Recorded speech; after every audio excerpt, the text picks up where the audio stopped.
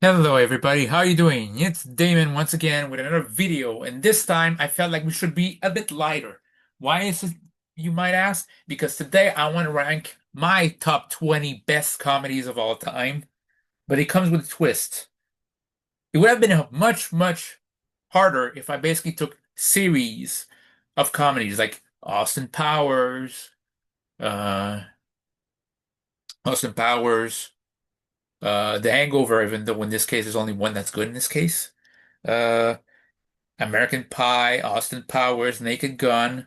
So, for the sake of this list, I will pick some comedies that have at most one sequel. So, in that case, you can either pretend that the other one doesn't happen, or you can focus on the one that works.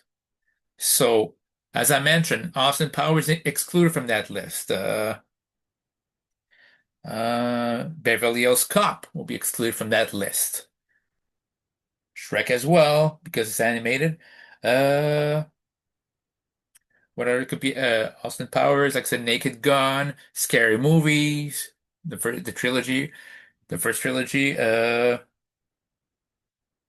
American Pie is excluded from this, Police Academy is excluded from that, so you get the drift. So what we're concentrate on is the movies that are either individual or with paired up. So I'll start with the honorable mentions.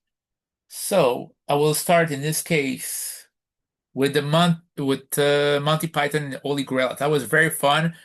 And to me, what's more hilarious, the more I think about it, is the ending. It was supposed to basically at the end, they were supposed to end with a big battle, but instead the police comes out of nowhere in an absurd ending and just ends it.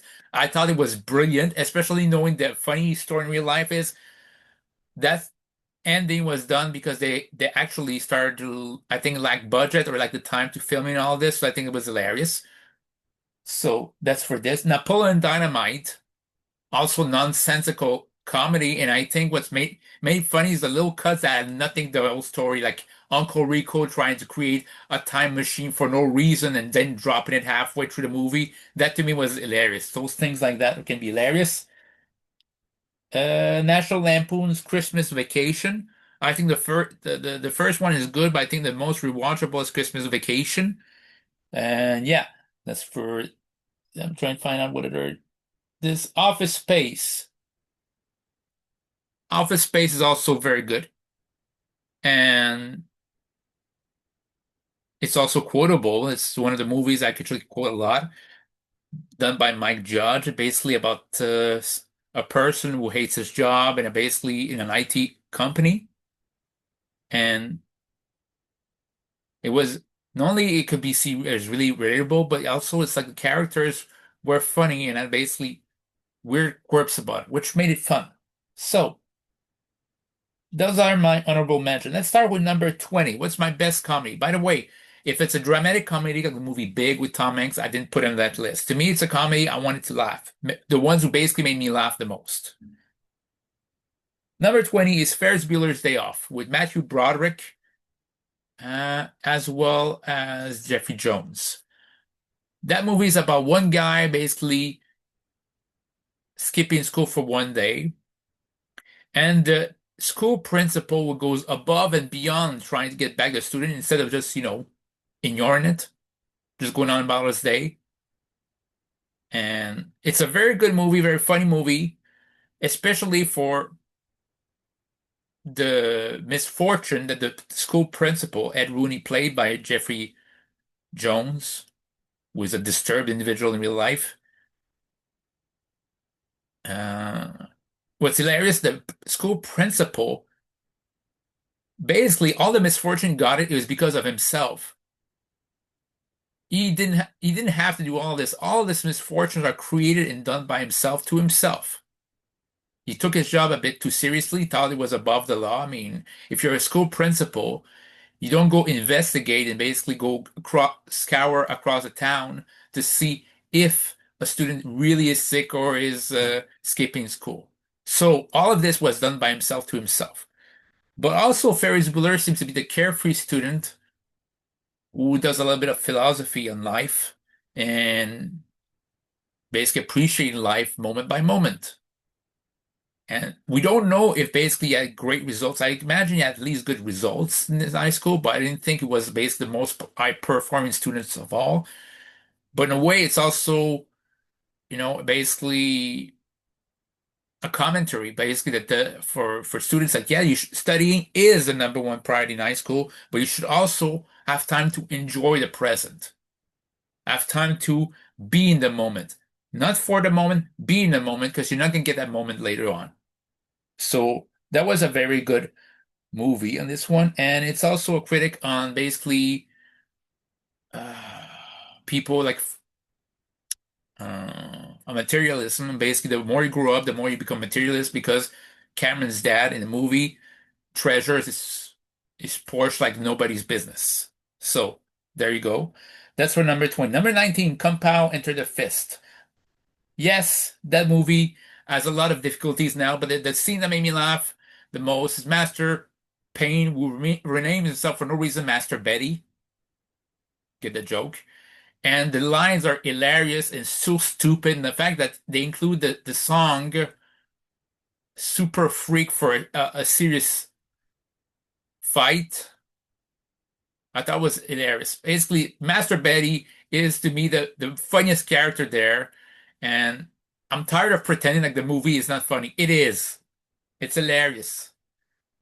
Uh, does it need a sequel? Not really. I would have liked to, but doesn't need one. But it's hilarious. Number 18, Dodgeball. Now, there might be a Dodgeball too, but to me, the first one's hilarious. This was awesome. Vince Vaughn plays the perfect everyman, basically Joe Everyman, and his gym's called Average Joe. So, and and he plays it well, basically as a team of misfits together, and a lot of nonsensical events happening. For example, the luck of the Irish actually basically being an irony in this case because it actually plays against the underdogs. And the late Rip Torn playing the unorthodox coach of the Average Joes with his 5 Ds, dip, dive, dodge, uh, dip, dive, duck, and dodge. So you see that kind of movie. I mean, it's the same movie that says the American uh, Association of Dodgeball of America, AADA. So that to me is hilarious. It's kind of that kind of movie. It doesn't take itself seriously, but a standout movie is Ben Stiller as White Goodman. Now he played a bad guy Al in Happy Gilmore 2, but you don't see him that often as a bad guy. You saw him the bad guy there, and I thought was excellent. He stole the show. He was so hilarious as the stupid individual who thinks he's so smart. Basically, he tries to basically make himself seem smart. Every time he tries to make himself seem smart, he just looks even more stupid, even more ridiculous. But yeah, he has no scruples. He's unscrupulous, and that's a big reason why he's the butt of the joke. So it's a movie that's about that. So that's number 18. Number 17, Kingpin. Kingpin. No, not the Marvel villain. The movie Kingpin by the Farrelly brothers, starring Woody Harrelson and Randy Quaid, with Bill Murray playing the bad guy. Again, another movie where it's like the situational comedy works, and the Farrelly brothers are really good at situational comedy, I think. But the butt of a joke is the bad guy, Bill Murray, which seems to be like the sleazy, shameless bowling player who has no trouble committing illegal acts as long as he's not the one who pays for it. This is a movie I really recommend because there's things I didn't recognize beforehand. I didn't remember back then, but it's like it's very good. It's a very good movie, and I thought at the same time, uh, Woody Harrelson played him as an earnest but down on his luck former bowling champion playing Roy, and I was entertained from beginning to end. So, and I didn't think it was it overstayed its welcome. It's like an hour, 40 minutes, and it's done. So, yeah, the Fairley Brothers did a lot of good movies, and And I'm gonna add some more in the honorable mention at the end because I forgot some. But yeah, that's for Kingpin. Number 16, it's a tie because it's Adam Sandler related. It's Billy Madison and Happy Gilmore. Yes, those are dumb movies. Yes, they're not cerebral, and yet at the same time, I really liked those two. I actually liked also Happy Gilmore. I didn't put in my honorable mention Happy Gilmore 2, but it's pretty good. It's not as good as the first one, but it's still in the same length. Like I mentioned in a previous video, if it's the same length as the first one, but not as good, it's still good. We need to stop being feeling so entitled and spoiled. It didn't go from Batman to Batman Robin. No, it didn't go that length, so let's shut up about it. But Happy Gilmore was hilarious because Adam Sandler played Happy Gilmore, title character, as a person who, quite frankly, is unrefined, anger fueled, but at the same time is still a person who's a decent person. And also, again, in those kind of comedies, the bad guy is very, very important. He has to be the butt of the jokes. And in this case, uh, Christopher McAdams, Christopher McDonald playing the bad guy, Shooter McGavin. I told you was in the past one of my favorite bad guys of all time.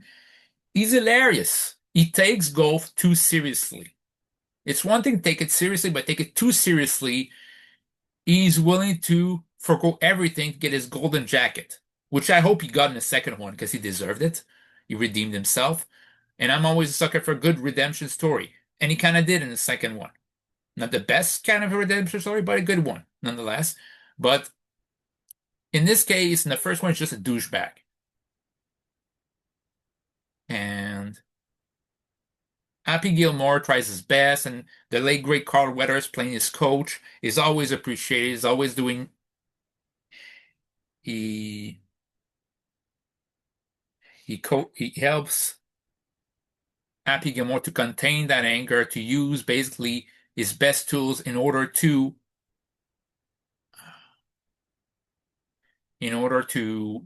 score, basically to put the ball in the hole and to basically play more efficiently. And basically, also the fight within Adam Sandler and Bob Barker is still hilarious to this day. But I'm not gonna mention all the moments. You've probably seen them, but for those who don't, go watch it. I don't want to spoil it. So that's number 16, as well as Billy Madison. It's like it's kind of ridiculous that a person who's an adult goes back to elementary school because they were so dumb. And Billy Madison is a very dumb person who only passed because his dad was paying off the teachers. So it's hilarious that he tries to do it by himself this time around, actually take it seriously. And yeah, it's a very, very nonsensical comedy, an absurd comedy. And then there's some moments that are very, very hilarious. Like the fate of the Doyle family always makes me laugh because it makes no sense whatsoever. So yeah, again, the bad guy is played by Bradley Whitmore, who was in Get Out. And in this case, it's just hilarious and very, very stupid. And you have one of the best put down in throwdown insults ever at the end, in the contest at the end. So that's number 16. Number 15 is under a tie because it ties it's two movies that star the same director, Adam McKay, and no, sorry, not the same director, but it ties down the same main actor, Will Ferrell. I like Will Ferrell movies, especially comedies. Now, do they all work? Most of them do, and most of them are funny, especially Talladega Nights.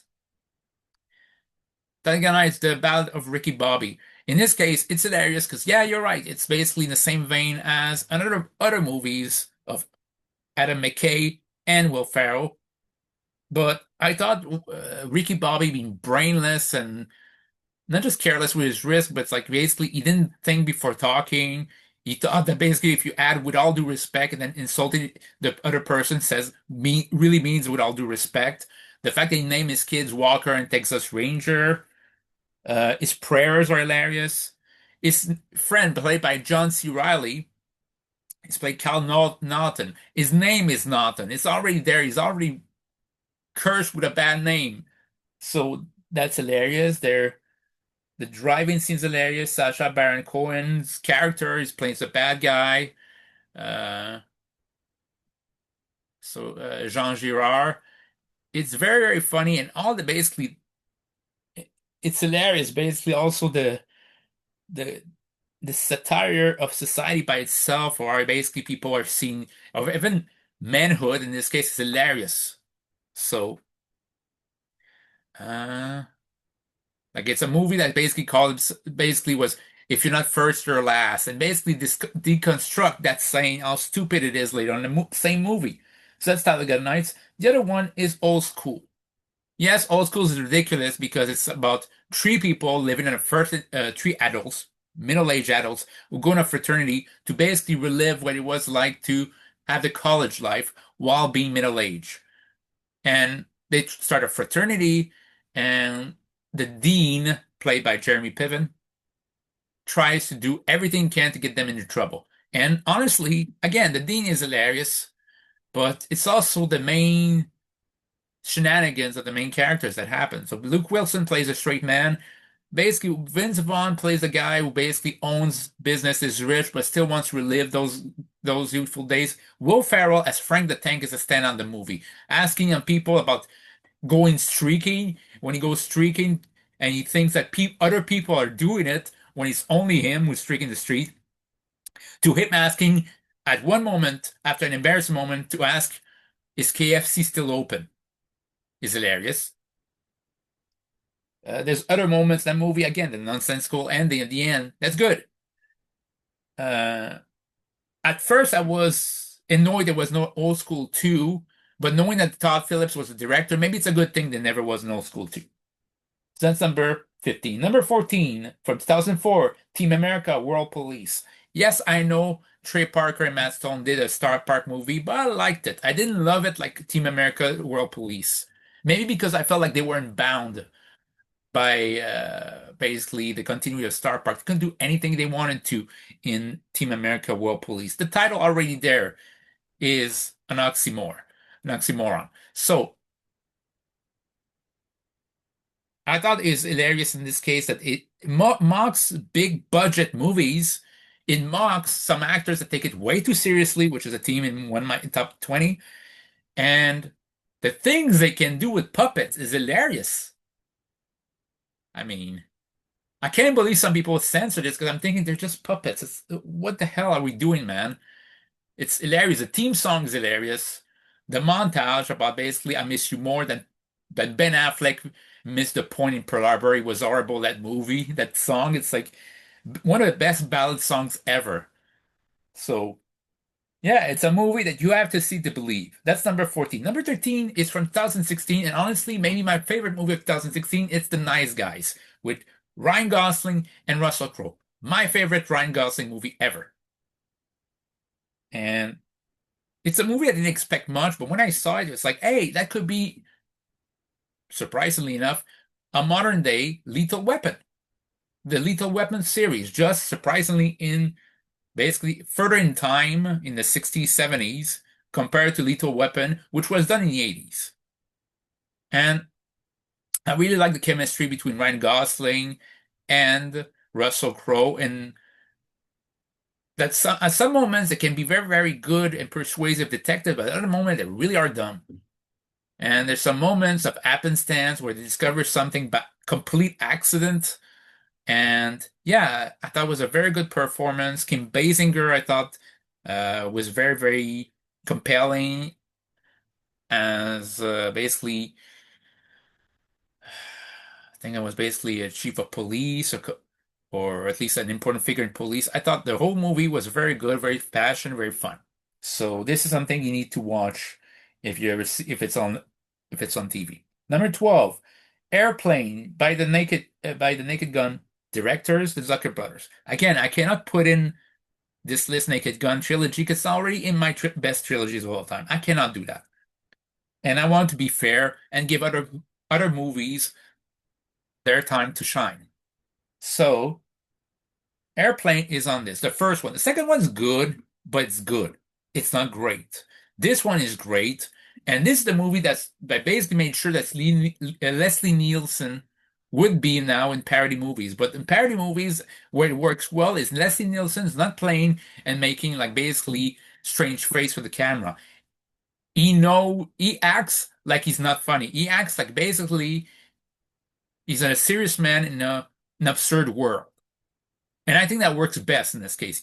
Every scene is delivered dramatically. It's just every line, sorry, is delivered dramatically, but it's just that every line is stupid or makes no sense. I mean, but it's not just Leslie Nielsen. The main leads are very funny as well, or the little thing, the little repeated joke, like what's an hospital? It's an hospital. It's a building with patient in it, but that's not important right now. What's a plane? It's basically it's an engine that flies with people in it, but that's not important right now. Things like that works, and it plays well in the movie. So I'm not gonna go further in there because if I tell you the script completely, it's not fun. So go watch it. It's an hour and 25 minutes at least around that. So it's like you're not even if you're impatient, it's not that much time. So that's number 12. Number 11, just running up the top 10, Beer Fest. Beer Fest, it's so absurd. And the training they get to basically train themselves to basically participate in the Beer Fest tournament basically is just so ridiculous. I mean, everybody doing it for America is hilarious. And to me, I still maintain this is the best usage of a twin brother that's basically the same thing as the original in a movie ever. When even the movie it, acknowledges it, damn it. That's awesome. So it's a movie that makes no allusion to being more than what it is. And I thought it was very, very good. So that's number 11. Number 10, Coming to America. Sure, there's a Coming to America too, and I liked it. I didn't hate it like others. I liked it. But it's to me just okay. It's nowhere near as good as the first one.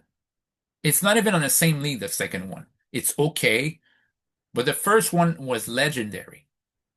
I mean, whether you watch it in French, especially in French, is hilarious, and in English, and knowing that not just we could talk about Eddie Murphy and Arsenio Hall, basically their main characters, but the fact is they voiced many characters. They did many characters. The barber shop was all both of them doing all the characters.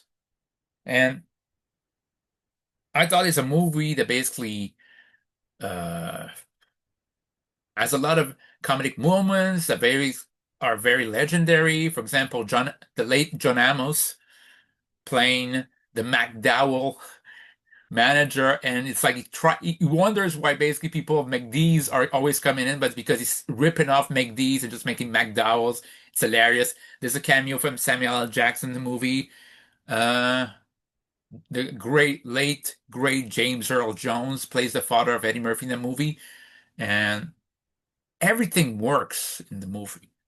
The romantic element works. You care about the characters, but the hilarious moments are hilarious.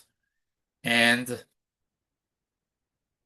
I mean, when Eddie Murphy's character, Prince Akeem, tries to describe what football is to John Amos' character, the response John Amos' characters always makes me laugh.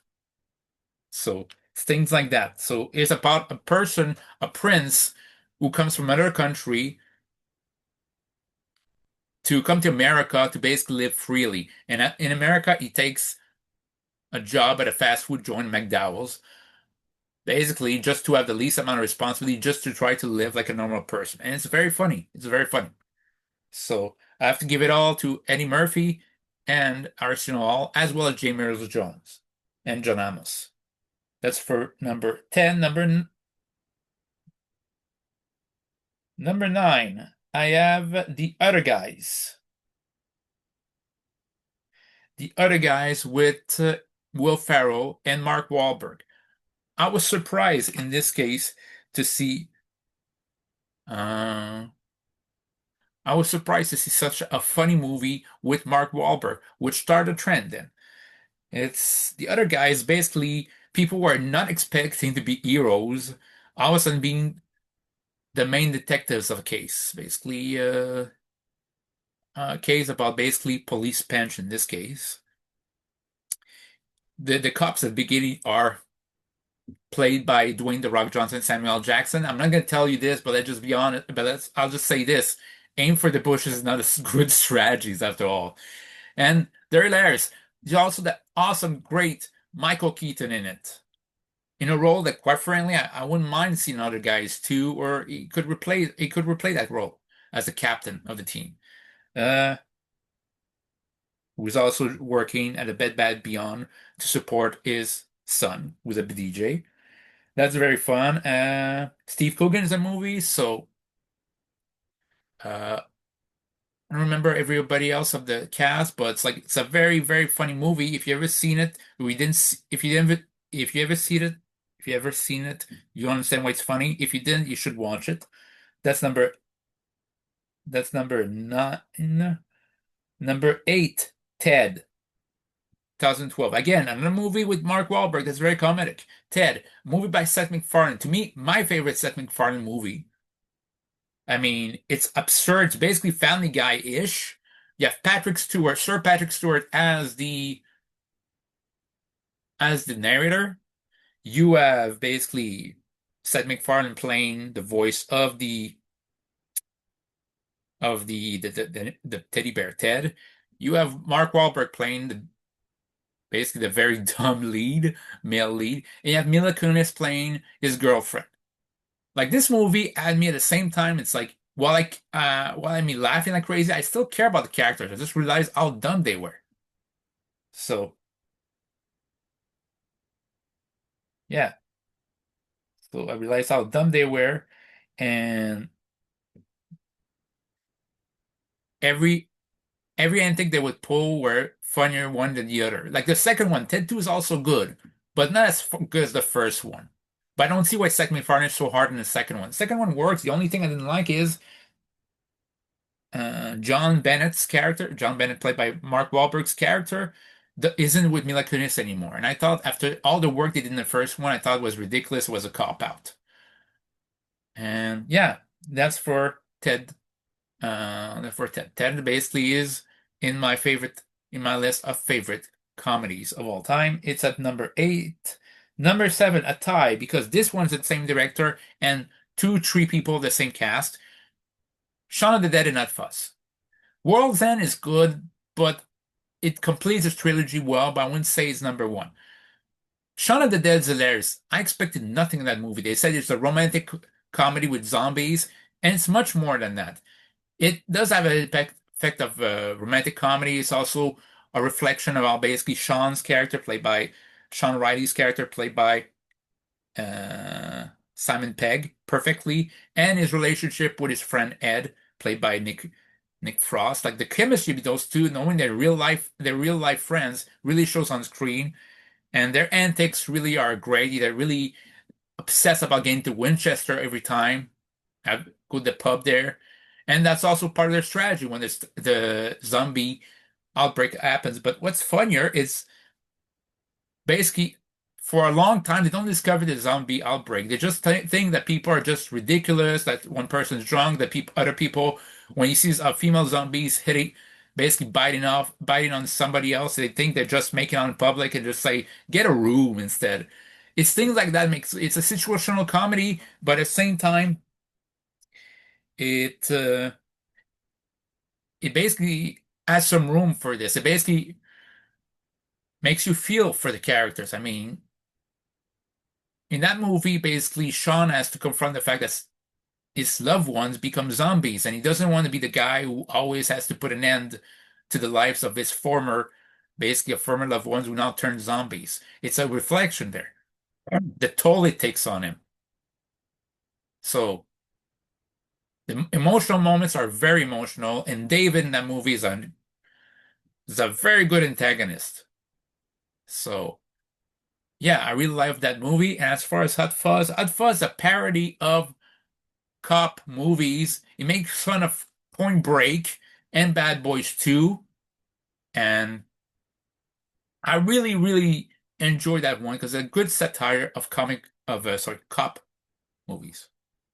And you don't need a second one, but I just like in that movie, basically Timothy Dalton playing a great creepy guy in the movie.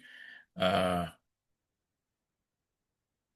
it's a movie that basically there's a reason I got a trilogy on DVD, and I rewatch it every now and then. And at first, it's like little things like that that sometimes you notice that you didn't notice before, or when the two characters are surprised by the bad acting. The Romeo and Juliet play was hilarious. Go watch that movie. You're not gonna you're gonna thank me for this. That's number six.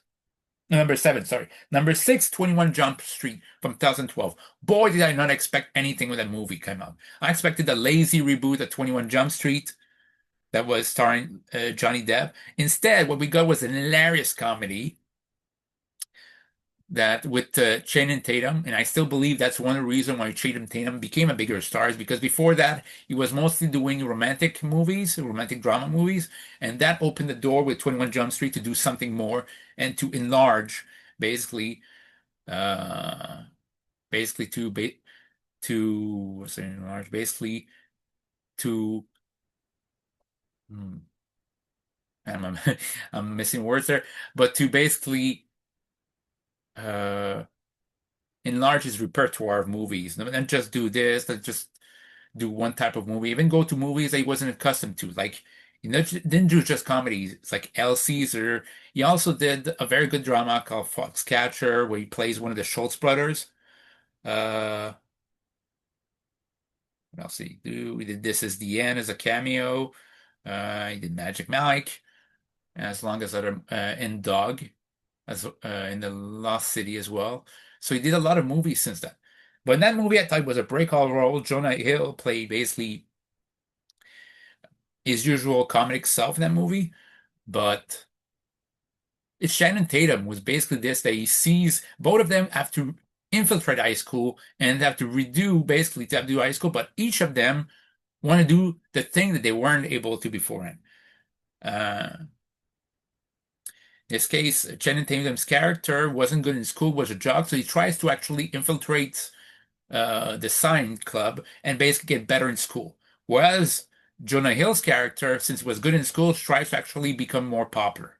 And it's a very good movie, very ridiculous, but it also has a great cameo at the end if you're in watching. But yeah, that's a movie I would basically really, really defend. Now we go into the top five. Number five, Tropic Thunder.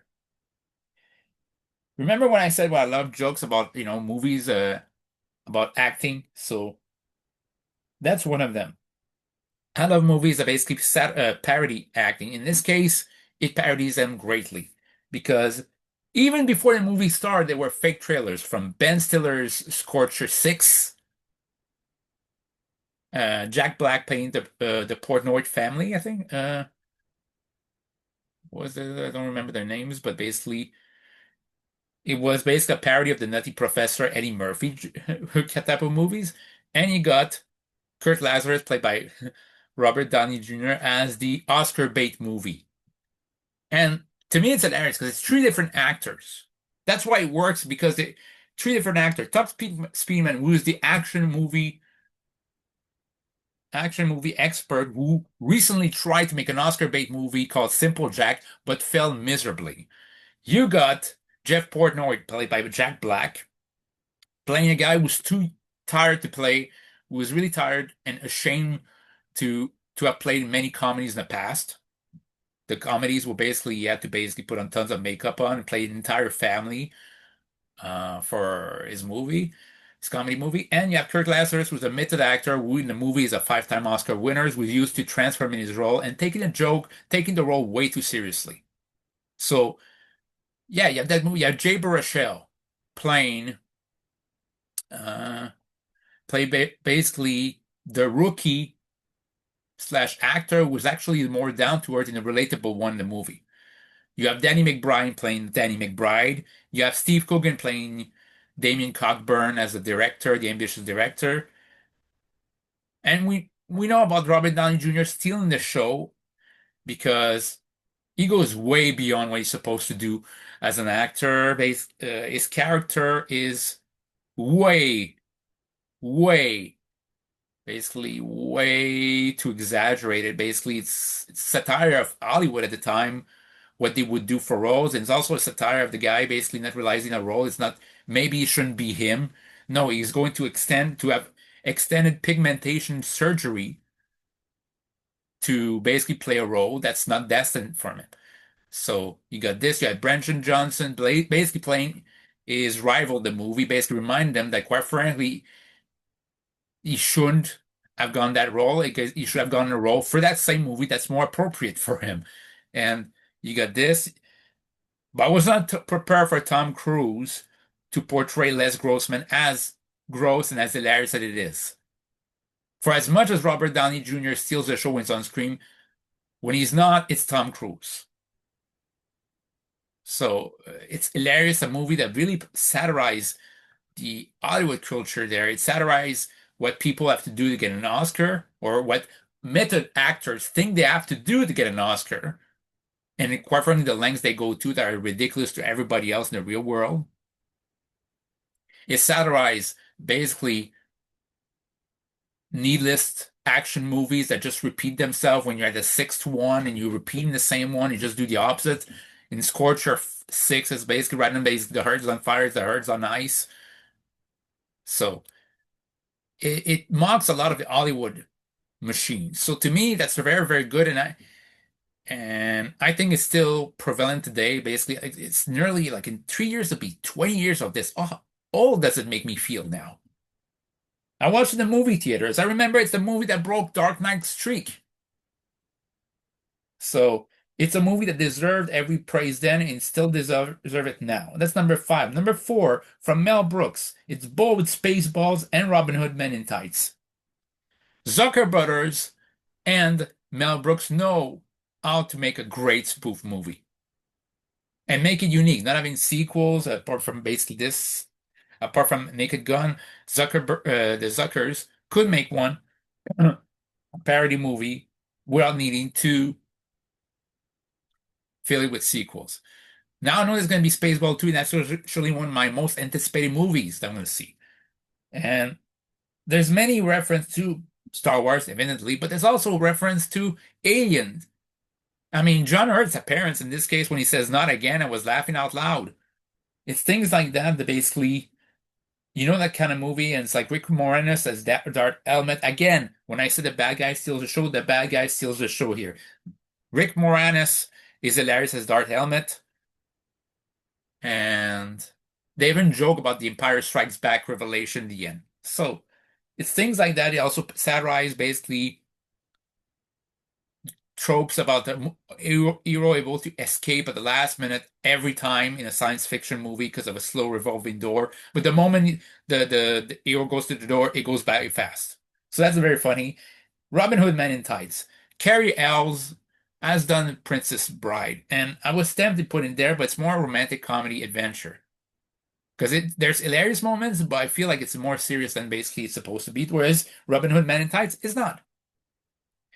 And again, Robin Hood is hilarious. The bad guy played by Robert Rees, the sheriff of Nottingham, or Rottingham in this case, and Prince George played by, and it was, what's his name again? Anyway, I think it's Richard Miller. I'm not sure. I should know his name. Let me check. Because now it bothers me. What's the bad guy's name?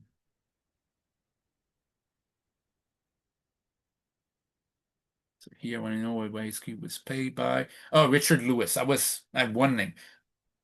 The Prince John, played by Richard Lewis, was hilarious. I mean, so I thought it was a very good movie, a very good, hilarious comedy. And yeah, something you need to watch. It's quality, something to behold. Now we go to the top three. What could it be? Number three is Zoolander. I mean, what can I say about Zoolander? The main actor is Zoolander is played as a dumb man who's a he's a fashion model. Basically, got Anson, played by Owen Wilson. Uh, and together they're basically rivals that become afterwards friends. And Will Ferrell as the bad guy is Mugatu, is beyond goofy, hilarious, absurd, and megomaniacal, megalomaniacal. And yeah, it's it's a too goofy to mention it. It's like you just see it. But yeah, I mean, you never saw on basically what was it? You never seen somebody thought it's a good idea when in a car to have a gasoline fight at a gas station, and that is just hilarious. So yeah, that's Zoolander. Number two, it was very close to be number one, but it's Dumb and Dumber from 1995. Jim Carrey, Jeff Daniels. I will dare say it's the best, in my opinion. It's my favorite Jim Carrey movie, along with Eternal Sunshine of the Spotless Mind and Truman Show. I mean, there's some jokes that are evident with Family Brothers, and there's some jokes that you didn't understand till you become a grown up. And that's what I think of this movie. There's jokes that you realize later on. They basically realize later on as a grown up that basically it made no sense as a kid, but now when you watch as grown up, it's like, hey, it makes you laugh even harder. And it has the best botch I-5 ever. And I mean, Jim Carrey, we all know about Jim Carrey, but Jeff Daniels usually plays straight-laced characters. In this case, he's able to immerse himself as an idiot. And yeah, it's like just things like lines like, just when I thought you couldn't do anything dumber, and then you do something like this and completely redeem yourself. It's things like that that makes me laugh. And I mentioned in another video, my best ending videos. Its ending is legendary. It's hilarious and it fits the character. It's out of nowhere, but it fits. Whereas other movies might make out of nowhere ending and it doesn't fit. So that's to watch. And number one, well, before I go to number one, other honorable mention, I forgot Wayne's World. The second one's not that great, but the first one is preferable. Trading Spaces, or Trading Places, sorry. What else? A Million Ways to Die in the West was okay. Trying to find out basically pure comedies. Other ones I didn't add. And check what else can I do.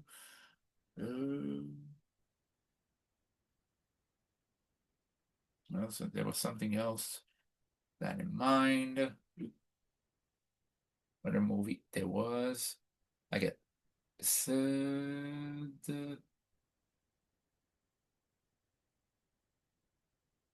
I didn't see Edgar's. Oh, I just forgot the 40-Year-Old Virgin. The 40-Year-Old Virgin is on that list as well. That was a movie that I forgot to put on the list. Now regretted, but I put in an honorable mention because in this case about basically what the title is, but Steve Carell plays an awesome lead in this case. Seth Rogen, I thought, was the funniest person in the whole movie. And basically everything basically there's the proposition about Andy, Steve Carell's character was very funny. So that's another movie to see. That's for honorable mentions. Is it this? Has to be something I've seen. So I did not see Edder, so I'm not gonna put it. Clue, the movie Clue is good. It's good, very funny, but it's mostly funny because of Tim Curry. And so yeah. So Animal House was a product of its time. Was funny, and there's still some aspect that's funny, but not as funny now. So my number one is Anchorman.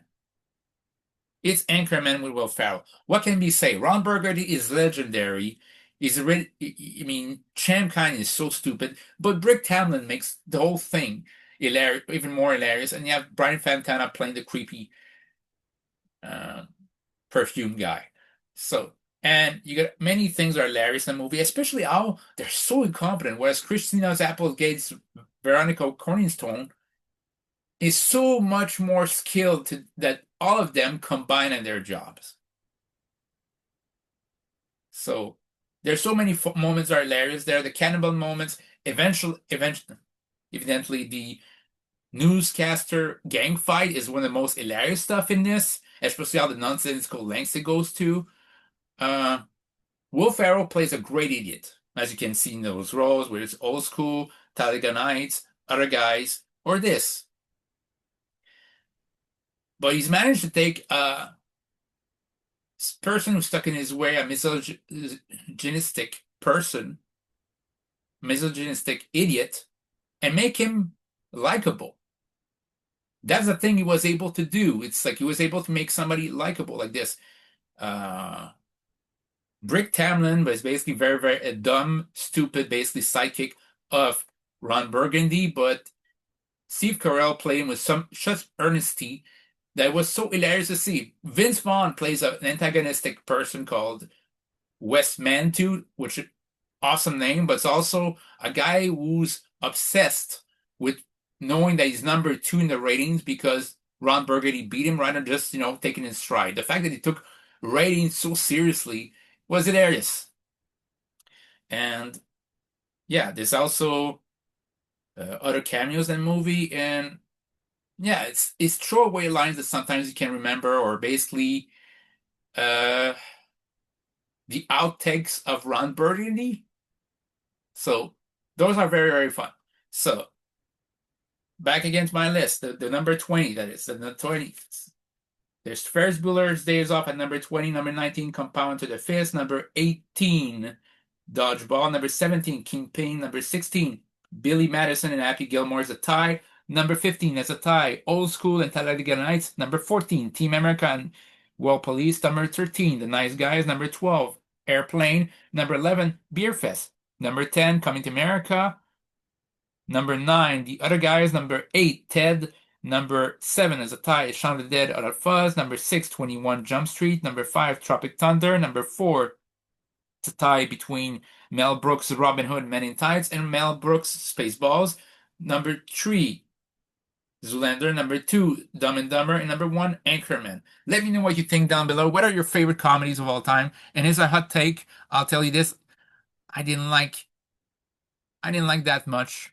I didn't like uh I didn't like Cadillac Caddyshack too much. So let me know what you think. Later, guys.